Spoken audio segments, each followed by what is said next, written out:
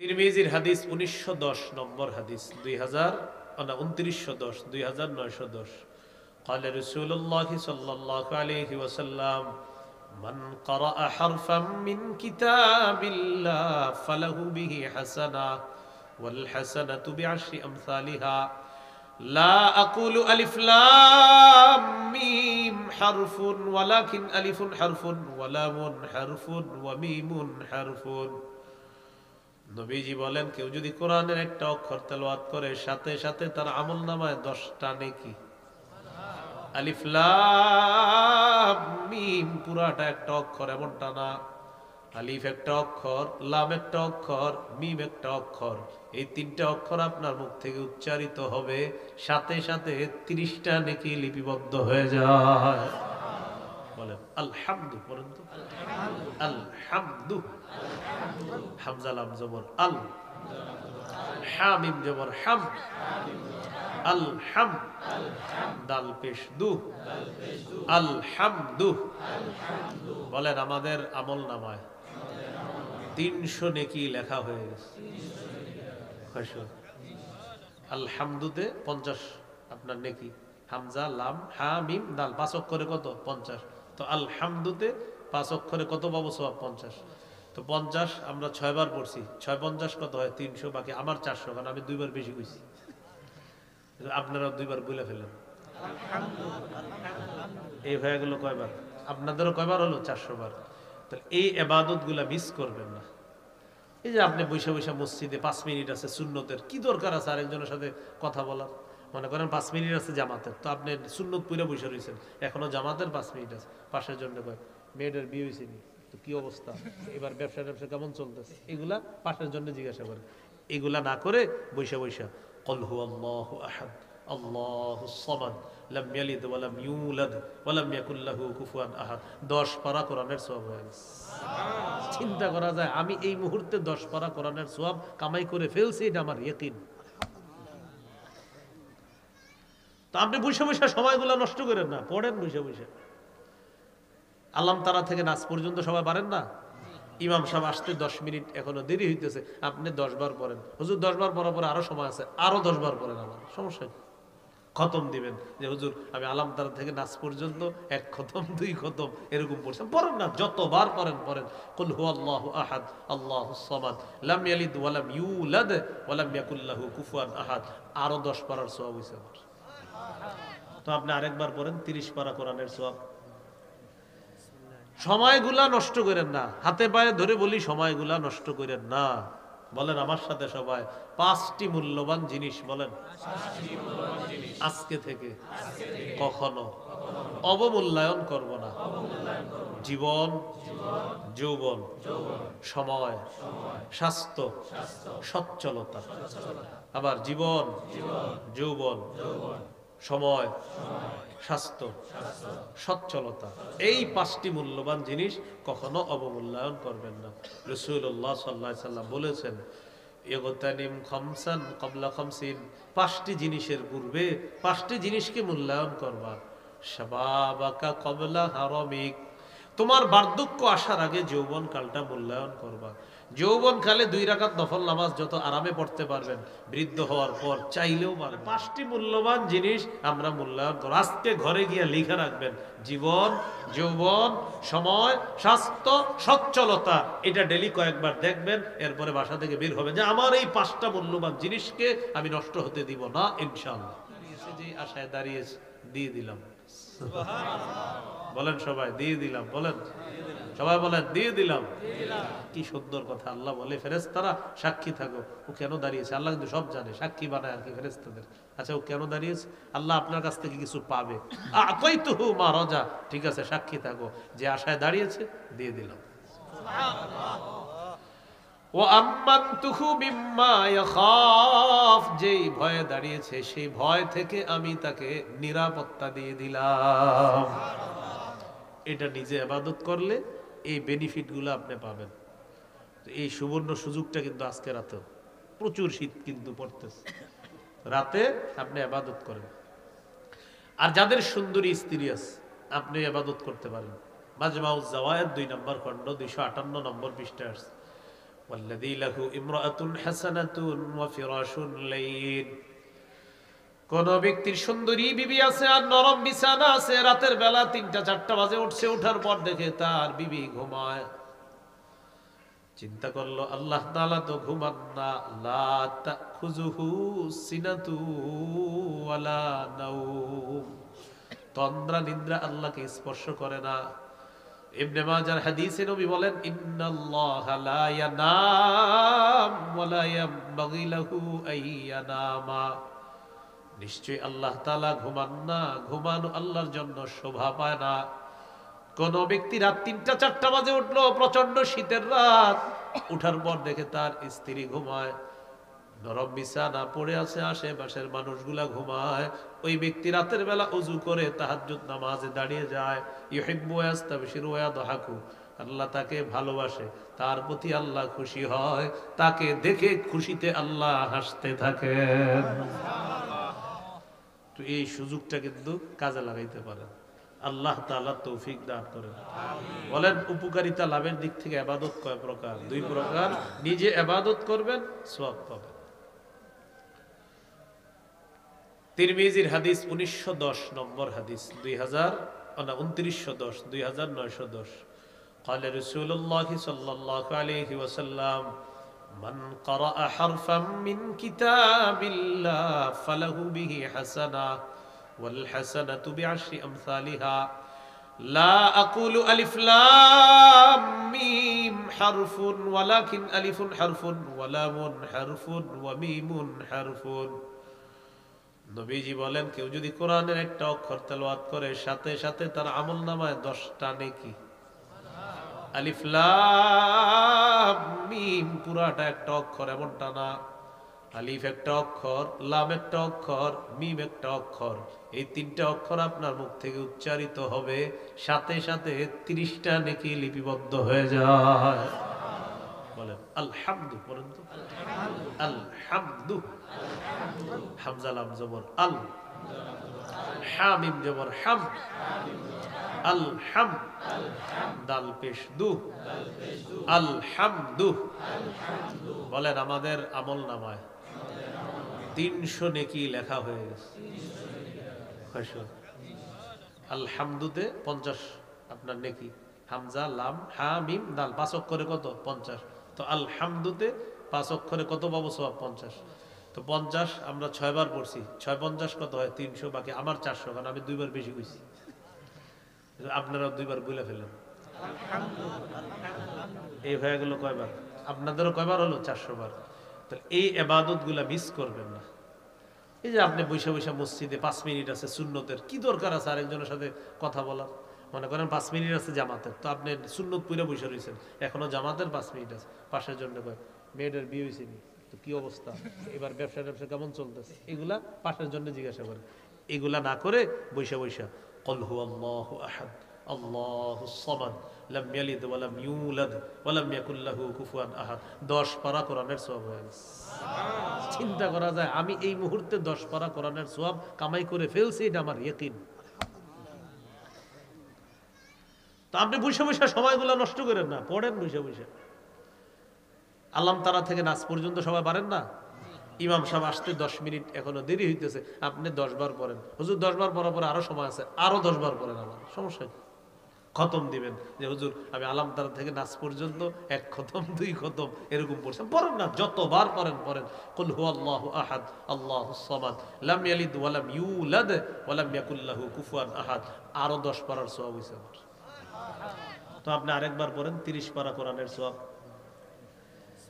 সময়গুলা নষ্ট করেন না, হাতে পায়ে ধরে বলি সময়গুলা নষ্ট করেন না। বলেন আমার সাথে সবাই, 5টি মূল্যবান জিনিস বলেন আজকে থেকে কখনো অবমূল্যায়ন করব না। জীবন, যৌবন, সময়, স্বাস্থ্য, সচ্ছলতা। আবার জীবন, যৌবন, সময়, স্বাস্থ্য, সচ্ছলতা, এই 5টি মূল্যবান জিনিস কখনো অবমূল্যায়ন করবেন না। রাসূলুল্লাহ সাল্লাল্লাহু আলাইহি সাল্লাম বলেছেন, ইগতানিম খামসান ক্বাবলা খামসিন, 5টি জিনিসের পূর্বে 5টি জিনিসকে মূল্যায়ন করবা। শাবাবাকা ক্বাবলা হারামিক, তোমার বার্ধক্য আসার আগে যৌবন কালটা মূল্যায়ন করবা। যৌবন কালে 2 রাকাত নফল নামাজ যত আরামে পড়তে পারবেন, বৃদ্ধ হওয়ার পর চাইলেও পারবেন না। ওয়াসিহাতাকা ক্বাবলা সাকামিক, সুস্থতা মূল্যায়ন করবা অসুস্থ হওয়ার আগে। এখন আমরা সুস্থ আছি, বলেন আলহামদুলিল্লাহ, সুবহানাল্লাহ, সুবহানাল্লাহ, সুবহানাল্লাহ, সুবহানাল্লাহ, আলহামদুলিল্লাহ, আলহামদুলিল্লাহ, আলহামদুলিল্লাহ, আলহামদুলিল্লাহ, লা ইলাহা ইল্লাল্লাহ। দিল থেকে পড়েন, লা ইলাহা ইল্লাল্লাহ। পড়েন তো, আল্লাহু আকবার। এই দেখেন, এই 4টা জিকির আমরা করলাম, সুবহানাল্লাহ, আলহামদুলিল্লাহ, লা ইলাহা ইল্লাল্লাহ, আল্লাহু আকবার, এগুলা আমরা করলাম। এখন আপনি দেখেন আমরা সুন্দরভাবে করছি, কিন্তু অসুস্থ হওয়ার পরে এই যে দেখেন সুবহানাল্লাহ, আরেকবার কইতে চাইতেছেন, আসতেছে না। সুবহানাল্লাহ, আলহামদুলিল্লাহ। হাসবেন না, সিরিয়াস নেন বিষয়টা।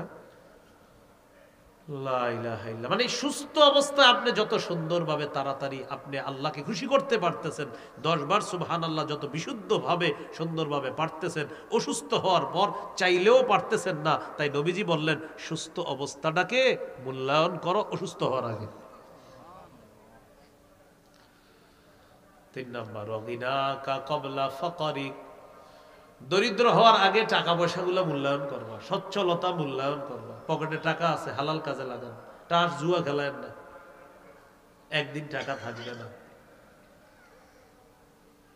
4 নাম্বার, ওয়া ফারাগাকা ক্বাবলা শুগুলিক, ব্যস্ত হওয়ার আগে অবসর সময়টা কাজে লাগাও। ব্যস্ত হওয়ার আগে অবসর সময় কাজে লাগাও। রিকশা দিয়ে অফিসে যাইতেছেন, অফিস শুরু হবে 9টায়, কথার কথা 10টায়, রিক্সা দিয়ে যাইতেছেন, আধা ঘন্টা রিক্সায় বসে আছেন। এই আধা ঘন্টা আপনি কাজে লাগান, মোবাইলটা বৈশা বৈশা না টিপা, এই আধা ঘন্টা আপনি কাজে লাগান বৈশা বৈশা। সুবহানাল্লাহ, আলহামদুলিল্লাহ, সুবহানাল্লাহি ওয়া বিহামদিহি, সুবহানাল্লাহি ওয়া বিহামদিহি, সুবহানাল্লাহি ওয়া বিহামদিহি। এটা 100 বার পড়েন, হুত্তাত খাতায়া ওয়া ইন কানাত মিসলা জাবাদিল বাহরি, সমুদ্রের ফেনা পরিমাণ গুনাহও maaf করে দিবেন আল্লাহ। 100 বার যদি কেউ পড়ে এটা, সুবহানাল্লাহি ওয়া বিহামদিহি, শুধু এতটুকু, সুবহানাল্লাহি ওয়া বিহামদিহি, বাস এতটুকু। আর যদি আরেকটু বাড়ান, সুবহানাল্লাহি ওয়া বিহামদিহি, সুবহানাল্লাহিল আযীম। কিয়ামতের ময়দানে ওজনের পাল্লা আল্লাহ একদম ভারী করে জান্নাত দিয়ে দিবেন। সুবহানাল্লাহ। কেন সময়গুলো নষ্ট করব? 5 নাম্বার, ওয়া হায়াতাকা ক্বাবলা মাউতিক, মরণের আগে জীবনটাকে মূল্যায়ন করবা। মরে যাব, সব শেষ হয়ে যাবে, মনে থাকবেনি কথাগুলো ইনশাআল্লাহ। তাহলে 5টি মূল্যবান জিনিস আমরা মূল্যায়ন করব। আজকে ঘরে গিয়ে লিখে রাখবেন, জীবন, যৌবন, সময়, স্বাস্থ্য, সচ্ছলতা, এটা ডেলি কয়েকবার দেখবেন। এরপরে বাসা থেকে বের হবে যে আমার এই 5টা মূল্যবান জিনিসকে আমি নষ্ট হতে দিব না ইনশাআল্লাহ। মনে আসেনি উপকারিতা লাভের দিক থেকে ইবাদত কয় প্রকার? 1, নিজে নিজে ইবাদত করবেন, উপকার। 2 নাম্বার, অন্যের সাহায্যে ইবাদত। সহিহ বুখারীর বর্ণনা, 5353 নম্বর হাদিস, 5353 কত হয়? 5353। قال رسول الله صلى الله عليه وسلم الساعي على الأرملة والمسكين كالمجاهد في سبيل الله أو الصائم النهار القائم الليل। নবীজি বলেন, কোন ব্যক্তি দিনের বেলা রোজা রাখে, রাতের বেলা তাহাজ্জুদ নামাজে কাটায়, আর আল্লাহর রাস্তায় জিহাদ করে। আল্লাহর রাস্তায় মুজাহিদের যে সওয়াব, সারা দিন রোজা রাখে তার যে সওয়াব, কোরআন তেলাওয়াত করে তার যে সওয়াব, সারা রাত নামাজ পড়ে তার যে সওয়াব। কোন ব্যক্তি যদি অসহায় দরিদ্র মানুষের সহযোগিতায় এগিয়ে যায়, বিধবা নারীদের সহযোগিতায় এগিয়ে যায়, তার আমল নামায় মুজাহিদের, রোজাদারের আর রাতের বেলা তাহাজ্জুদ আদায়কারীর সওয়াব আল্লাহ তাকে দিয়ে দেয়। এটা অন্যের সাহায্যে ইবাদত। ফকিররে দান করবেন, সাহায্য মানে কি? আপনি যে দান করলেন এটা আপনারই লাভ। যে আমি দরিদ্রকে দান করলাম, ওর কারণে আমি সওয়াব পাইছি। আমি বিধবাকে দান করলাম, তার কারণে আমাকে আল্লাহ সওয়াব দান করলেন। রক্তের সম্পর্ক রক্ষা করা, এটা একটা দামি কাজ। অন্যের সাহায্যে সওয়াব কামাই করা, করবেন ইনশাআল্লাহ। আল্লাহ তৌফিক দান করেন। সর্বশেষ কথা, 5 নাম্বার আলোচনা, বলেন মাধ্যম হিসাবে ইবাদত 5 প্রকার। এটা শর্টে শেষ করে দিব, একটু শিখে নেন এটা। বলেন আমরা, প্রচন্ড শীত পড়তেছে, 5 মাধ্যমে ইবাদত করি।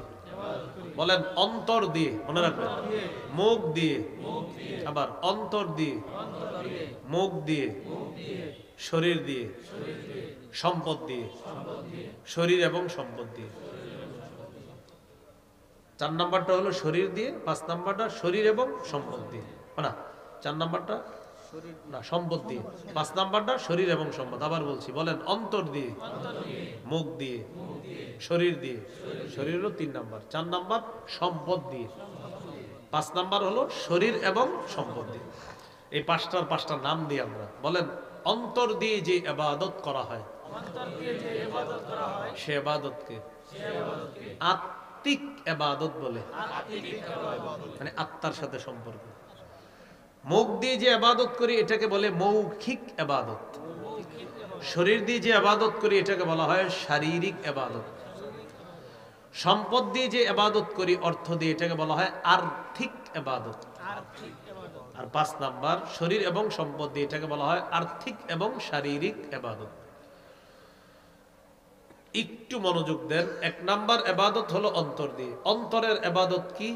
অন্তরের ইবাদত বলেন বিশুদ্ধ নিয়ত। এটা কিসের ইবাদত?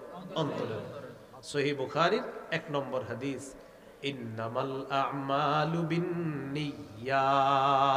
আমলের প্রতিদান নিয়তের সাথে, আমলের প্রতিদান বিশুদ্ধ নিয়তের সাথে। তো বলেন তো নিয়তের ইবাদত কি দিয়ে করি? অন্তর দিয়ে। মাশাআল্লাহ, একটু আমার সাথে বলেন, লা ইলাহা ইল্লাল্লাহ। পড়েন, বলেন লা ইলাহা ইল্লাল্লাহ। বলেন, এটা মুখে বলার পাশাপাশি অন্তরেও বিশ্বাস করা। অন্তরে বিশ্বাস করার নাম, বলেন আত্মিক ইবাদত। অন্তর দিয়ে বিশ্বাস করব, এটার নাম কি হয়ে যাবে? আত্মিক ইবাদত। আত্মিক মানে অন্তরের ইবাদত। লা ইলাহা ইল্লাল্লাহ বলছেন আপনি মুখ দিয়া, ভাই অন্তরে আছে তো? জি জি, আমার অন্তরে আছে। এই অন্তরে থাকাটা আত্মিক ইবাদত। সহিহ বুখারীর 44 নম্বর হাদিস। এটা যদি অন্তরে সরিষার দানা পরিমাণও থাকে, সুবহানাল্লাহ। 44 নম্বর বুখারীর, ইয়াখরুজু মিনান নার মান ক্বালা লা ইলাহা ইল্লাল্লাহ ওয়া ফি কলবিহি ওয়াজনু শাঈরাতিন মিন খাইরিন ওয়া ফি কলবিহি ওয়াজনু বুররাতিন মিন খাইর ওয়া ফি কলবিহি ওয়াজনু যাররাতিন মিন খাইর, ইয়ানি ঈমান। কারো অন্তরে যদি গম পরিমাণ, জব পরিমাণ, সরিষার দানা পরিমাণ ঈমান থাকে, অপরাধের কারণে এই লোকটা যদি জাহান্নামের সাজা ভোগও করে, একদিন জাহান্নাম থেকে বের হয়ে সরিষার দানা পরিমাণ ঈমানের কারণে আল্লাহ তাকে জান্নাত দান করবে। আত্মিক ইবাদত।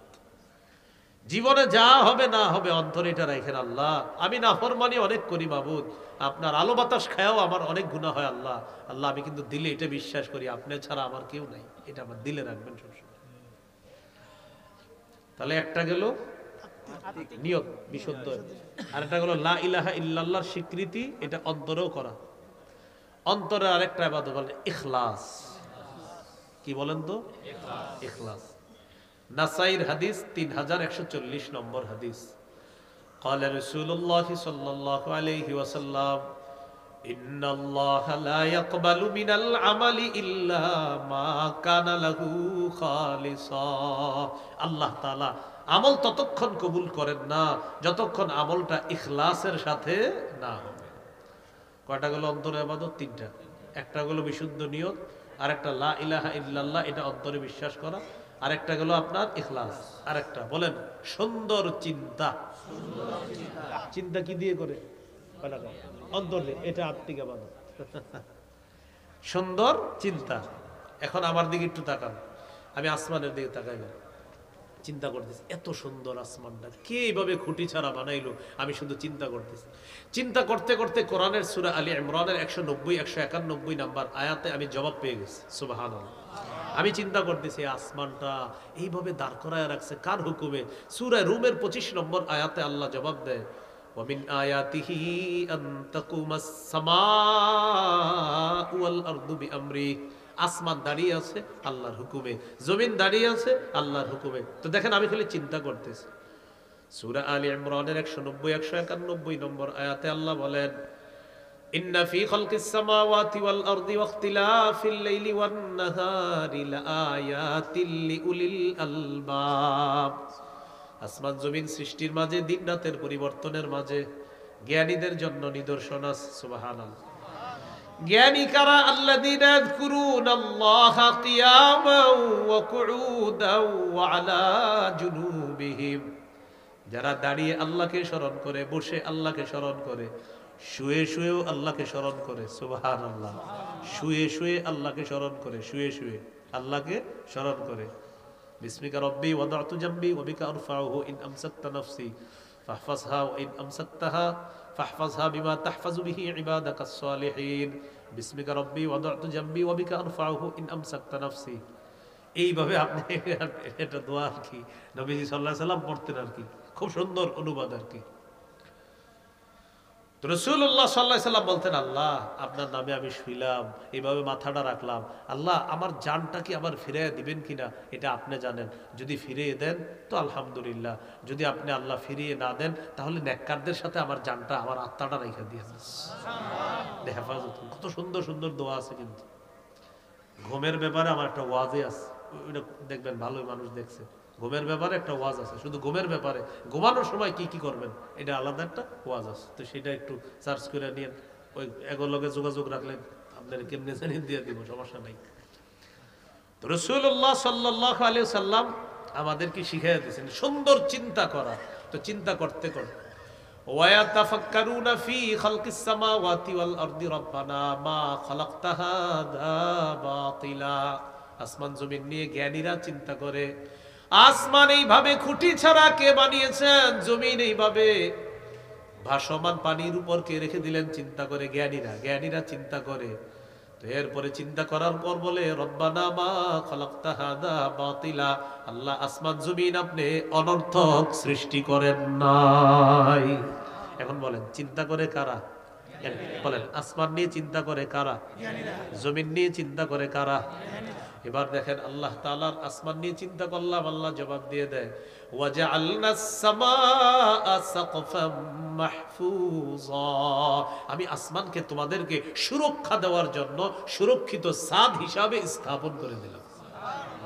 এবার জমিনের দিকে তাকাইছে, আল্লাহ জমিনটা নড়ে না কেন, চড়ে না কেন? ওনারাও বসে রয়েছে, আমিও বসে রয়েছি, চেয়ার তো নড়ে না, আল্লাহ নিচে তো বানি। আল্লাহ তাআলা বলেন, ওয়াল জিবালা আওতাদা।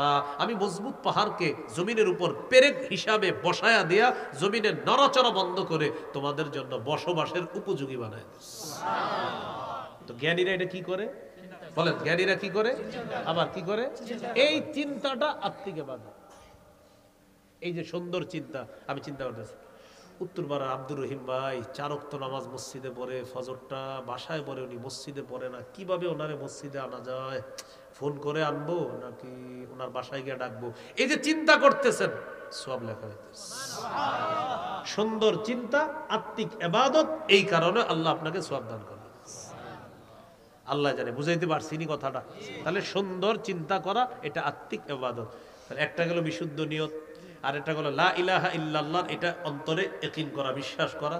আরেকটা হলো ইখলাস, আরেকটা হলো সুন্দর চিন্তা। এইগুলো আত্মিক ইবাদত। 2 নাম্বার মৌখিক ইবাদত। মৌখিক ইবাদত কি? মৌখিক ইবাদত ওই যে লা ইলাহা ইল্লাল্লাহ একটু আগে বললাম, এটা কিন্তু একদিক দিয়ে অন্তরে বিশ্বাস করা আত্মিক ইবাদত, আর এই যে মুখে উচ্চারণ করা মৌখিক ইবাদত। এবার দিল থেকে অন্তরে বিশ্বাস অর্থাৎ আত্মিক ইবাদতটা ঠিক রাখা এবার মৌখিক ইবাদতটা আমরা করি, অন্তরেও ঠিক রাখবো, মুখেও করবো। পড়েন লা ইলাহা ইল্লাল্লাহ, সবাই দিল থেকে লা ইলাহা ইল্লাল্লাহ। তিরমিজির হাদিস 3592 নম্বর হাদিস। মা ক্বালা আব্দুন ক্বাত্তু লা ইলাহা ইল্লাল্লাহ খালিসান ইল্লা ফুতিহাত লাহু আবওয়াবুস সামাই হাত্তা তুফজিয়া ইলাল আরশ। কোন ব্যক্তি যদি ইখলাসের সাথে লা ইলাহা ইল্লাল্লাহ পাঠ করে, আসমানের সবগুলা দরজা খুলে দেওয়া হয়, তার লা ইলাহা ইল্লাল্লাহ যেন আরশ পর্যন্ত পৌঁছে যায়। তাহলে লা ইলাহা ইল্লাল্লাহ উচ্চারণ করা মৌখিক ইবাদত। বলেন তিলাওয়াতুল কুরআন মৌখিক ইবাদত। কোরআন তেলাওয়াত করা কি ইবাদত? তিরমিজির হাদিস 1333 নম্বর হাদিস। তাহলে কি হইল? 1 3 3 3 1333 এরকম না, একের পরে তিনটা তিন। قال رسول الله صلى الله عليه وسلم الجاهر بالقرآن كالجاهر بالصدقة والمسر بالقرآن كالمسر بالصدقة। প্রকাশ্যে কোরআন তেলাওয়াতকারী প্রকাশ্যে সদকাকারীর মতো, গোপনে কোরআন তেলাওয়াতকারী গোপনে সদকাকারীর মতো। সুবহানাল্লাহ। করব তো ইনশাআল্লাহ। তাহলে মৌখিক ইবাদত তিলাওয়াতুল কোরআন। এবার বলেন জিকির করা মৌখিক ইবাদত। জিকির করা কি ইবাদত? মৌখিক ইবাদত। আল্লাহর জিকির করেননি? আল্লাহর জিকিরে যদি 2 ফোঁটা চোখের পানি বের হয়, আর যদি জমিনে 1 ফোঁটা পানি পড়েই যায় কোনো কারণে, কিয়ামতের মাঠে আল্লাহ আপনাকে শাস্তি দিবে না। সুবহানাল্লাহ। মুসনাদে আহমদ হাদিসের কিতাব, আবার আল জামিউস সগীরের মধ্যে আসছে 8655 নম্বর হাদিস। قال رسول الله صلى الله عليه وسلم من ذكر الله ففاضت عيناه حتى يصيب الارض لم يعذبه الله يوم القيامه। কেউ আল্লাহকে স্মরণ করলো, আল্লাহ স্মরণে তার চোখ দিয়ে পানি আসলো, এই পানির ফোঁটা জমিনে পড়লো, আল্লাহ তাআলা তাকে কিয়ামতের মাঠে শাস্তি দিবেন না। সুবহানাল্লাহ। তো জিকির করা। আজকে রাতে আপনারা জিকিরের আমলটা এইভাবে করতে পারেন, নির্জনে বসে বসে আল্লাহরে স্মরণ করবেন। আল্লাহ আল্লাহ, আমাকে আপনি কত নিয়ামত দান করছেন, আল্লাহ আলো দিলেন, বাতাস দিলেন, আল্লাহ এগুলা খাওয়ার পরে ভোগ করার পরেও আমার কত সুন্দর 2টা হাত দিলেন, এই হাত দিয়ে আমি কত গুনাহ করছি আল্লাহ, এই চোখ দিলেন 2টা, হারাম জিনিসের দিকে কত তাকাইলাম আল্লাহ। এইভাবে নির্জনে আল্লাহকে স্মরণ করবেন। সহিহ বুখারী 660 নম্বর হাদিস। 7 ব্যক্তিকে আল্লাহ কিয়ামতের ময়দানে তার ছায়া জায়গা দিবেন। এর মধ্যে একজন রজুলুন যাকারাল্লাহ খালিয়ান ফাফাদাত আইনা, যে নির্জনে আল্লাহকে স্মরণ করে আর তার 2 চোখ থেকে পানি আসে, আল্লাহ তাআলা কিয়ামতের মাঠে তাকে তার ছায়া জায়গা দিয়ে দিবেন। সুবহানাল্লাহ। তো বলছিলাম আল্লাহকে স্মরণ করে কান্নাকাটি করা, করবো তো ইনশাআল্লাহ। তো জিকির করা, জিকির স্মরণ করা, জিকির করা। জিকির নামাজ, জিকির জিকির তেলাওয়াত, এটাও জিকির। নামাজ পড়া, এটাও জিকির। তেলাওয়াত করা, এটাও জিকির। সুবহানাল্লাহ, আলহামদুলিল্লাহ, লা ইলাহা ইল্লাল্লাহ, আল্লাহু আকবার, আস্তাগফিরুল্লাহ, এগুলাও জিকির।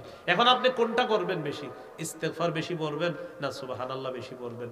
দোকানে কাস্টমার নাই, এই মুহূর্তে কি করবেন আপনি? কাস্টমার আসতেছে না, একটু পরে আসবে হয়তো, বৈশা বৈশা আপনি জিকির করেন। এখন আস্তাগফিরুল্লাহ পড়বেন না সুবহানাল্লাহ? আমাদের সালাফগণ সুন্দর সিদ্ধান্ত দিয়েছে যে শোনো, জামায় যদি ময়লা থাকে সাবানের প্রয়োজন হয়, ময়লা না থাকলে আতরের প্রয়োজন হয়। ইস্তেগফার নামক সাবান দিয়ে কলবকে সাফ করো, আর সুবহানাল্লাহ নামক আতর দিয়ে কলবকে সাজায় দাও। সুবহানাল্লাহ। ইস্তেগফার দিয়া কলবকে আগে সাফ করতে হবে। আস্তাগফিরুল্লাহ, আস্তাগফিরুল্লাহ, আস্তাগফিরুল্লাহ, কলবের গুনাহ দূর হইতেছে। আস্তাগফিরুল্লাহ, আস্তাগফিরুল্লাহ, কলবের উপরে একটা গুনাহের জং ছিল, আবরণ ছিল কালো। আস্তাগফিরুল্লাহ, এই কালোটা দূর হইতেছে। আস্তাগফিরুল্লাহ, এই কালোটা দূর হইতেছে। আস্তাগফিরুল্লাহ, কালো জং দূর হইতেছে। এবার দূর হইছে তো আল্লাহ রাসূল সাল্লাল্লাহু আলাইহি সাল্লাম জিকির তো অনেক শিখাইছেন। বুজুর্গ সালফে সালেহিনগণ বলেন, এখন কলব থেকে তোমার মোটামুটি মনে হচ্ছে যে কলবটা সাফ হইছে, এখন সাফ কলবকে আতর লাগাইতে হবে। এবার সুবহানাল্লাহর জিকির বাড়ায় দাও, এই সুবহানাল্লাহ দিয়ে কলবকে সাজায় দাও। সুবহানাল্লাহ, আলহামদুলিল্লাহ। তাহলে ইস্তেগফার বেশি না সুবহানাল্লাহ বেশি? এটা আশা করি বুঝে আসছে। গুনার মাত্রা যদি বেশি হয়, কতক্ষণ ইস্তেগফার পড়ে নেবেন, পড়ে নিয়ে এবার গুনাহের এই কলবটাকে সাফ করবেন। সাফ করার পর এবার সুবহানাল্লাহ দিয়ে এটাকে সাজাবেন। কোরআন হাদিস যারা পড়াশোনা করবেন, যেমন আপনারা জেনারেল লাইনের অনেকে পড়েন, বই বসে বসে বই পড়েন, আপনারা পড়ার আগে অনেকক্ষণ ইস্তেগফার পড়ে নেবেন। হুজুর ইস্তেগফার কেন পড়বো? বলেন যত বেশি, বলেন ইস্তেগফার যে যত বেশি পড়বে তার তত বেশি গুনাহ ঝরবে। যত বেশি গুনাহ ঝরবে তত বেশি মেধা বাড়বে। এটা ছাত্র করে মুখস্থ করাইতে হবে। ইস্তেগফার যত বেশি পড়বে গুনাহ তত বেশি ঝরবে, গুনাহ যত বেশি ঝরবে মেধা তত বেশি বাড়বে। এই জন্য কোরআন হাদিস পড়ার আগে অনেকক্ষণ ইস্তেগফার পড়বেন। হুজুর কেন পড়বো? ইস্তেগফার পড়ার মাধ্যমে কলবটাকে সাফ করবেন। সাফ করার পর এবার এই কলবের মধ্যে কোরআন হাদিস রাখবেন। এক গ্লাস পানি যদি আমার দেন, না দেওয়া লাগবে না, তো পানি দিবেন এক গ্লাস, নিচে এক ফোঁটা প্রস্রাব আর উপরে মনে করেন পুরাটা পানি, এক ফোঁটা মাত্র প্রস্রাব আর বেশিরভাগ পানি। আমি কি জীবনে পান করবো এটা? না।